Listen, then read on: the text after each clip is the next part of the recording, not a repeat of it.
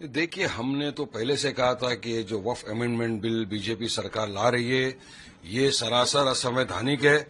ये वायलेशन है आर्टिकल 14, 24, 25, 26 संविधान का, क्रॉस वायलेशन है ये। और हम नहीं चाहते कि इस तरह का सरकार को ऐसा बिल है जिससे मुसलमानों की जो प्रॉपर्टी है उसी के ऊपर आ जाए बात। अब सरकार की पूरी मंशा पे ही शक है, सरकार की नीयत में खोट है। ये बिल लाकर वो वक्फ की जमीन को बचाना नहीं चाह रही, वक्फ को बर्बाद करने के लिए बिल लाया जा रहा है। वक्फ की जमीन में हमारे मुसलमानों का, यतीमों का, मिस्किनों का अधिकार है, हमारी बेवों का अधिकार है, वो बीजेपी की नजर में खटकता है। वो और ये साफ दर्शाता है बीजेपी की नफरत जो मुसलमानों के प्रति है। आप एक बिल के ला के देश के अंदर एक डिवाइड कराना चाह रहे हो हिंदू मुसलमानों के बीच में। आप देखिए, हिंदू एंडोमेंट बोर्ड है, वहां पर क्या आप किसी मुसलमान को अलाउड करेंगे? नहीं करें।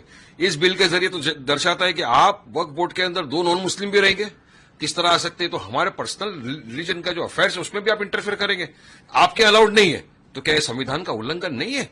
अब दूसरा अमेंडमेंट इस बिल के अंदर जो मैं आपको 44 अमेंडमेंट में कुछ बता रहा हूं आपको, जैसा कि आप समझो एसडीएम और कलेक्टर को डाल देंगे, उनको पावर दे दिया गया है। अब कौन सा एसडीएम और कलेक्टर गवर्नमेंट के अगेंस्ट बात करेगा? वो तो बोलेगा नहीं भाई ये प्रॉपर्टी वक्फ की नहीं है, डिस्प्यूट है। गवर्नमेंट बोलेगी ठीक है हम ले लेते हैं प्रॉपर्टी, वो चले जाएगी प्रॉपर्टी हमारी।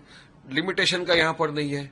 उसके बाद वक्फ बाय यूजर का क्या करेंगे आप? उसके अंदर गवर्नमेंट बोलेगी नहीं भाई ऐसा नहीं है, हम ले लेंगे। तो इतने सारे प्रावधान जो इसमें लाए हैं बिल में, सरासर एक ही चीज दर्शाता है कि बीजेपी की नीयत में ही खोट है, वो हमारे वक्फ की जमीन को हथियाना चाहते हैं।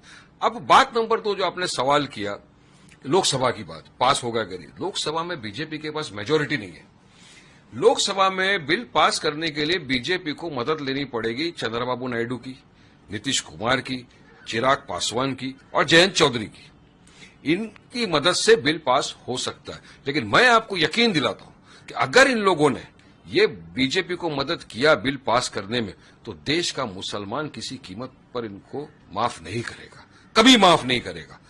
क्योंकि ये तो मुसलमान की हक की बात है, अब जमीन छीनने की बात आ गई है। ये आप क्यों ऐसा करना? हम पहले दिन से बोल रहे सरकार को कि ड्रैकोनियन काला कानून है, इसको आप वापस लीजिए। आप नहीं मानेगी सरकार, प्रोटेस्ट करेंगे संविधान के दायरे में रहकर। जैसा मुस्लिम पर्सनल बोर्ड ने पहले कहा कि ऑब्जेक्शन जिसको है बिल के प्रति ऑब्जेक्शन दायर करे, यकीन मानो करोड़ों लोग ने ऑब्जेक्शन दिया उसमें।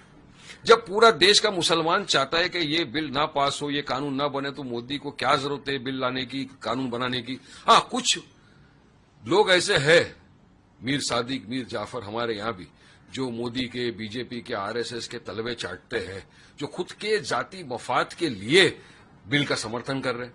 कुछ लोग हैं, बाकी देश का मुसलमान जो है, मैं समझता हूं वो नहीं चाहता कि कानून बने जिससे हमारे वक्फ बोर्ड और वक्फ ट्रिब्यूनल के पावर ही छीन लेंगे। आप भरम फैला रहे हो कि वक्फ ट्रिब्यूनल के बाद कोई जा नहीं सकता आगे। अरे आप हाईकोर्ट में रिवीजन फाइल कर सकते हो ना, किसने रोका है आपको? मगर बीजेपी एक ही चीज चाहती है कि किसी ना किसी तरह ये जो वक्फ की जमीन है इसको पूरा हड़प कर ले। हम तो हमारी 1 इंच भी वक्फ की जमीन सरकार को हड़प करने नहीं देंगे। कोर्ट का दरवाजा खटखटाएंगे, कायदे कानून का सहारा लेंगे, संवैधानिक तौर से अपना प्रोटेस्ट जारी रखेंगे पूरे देश भर।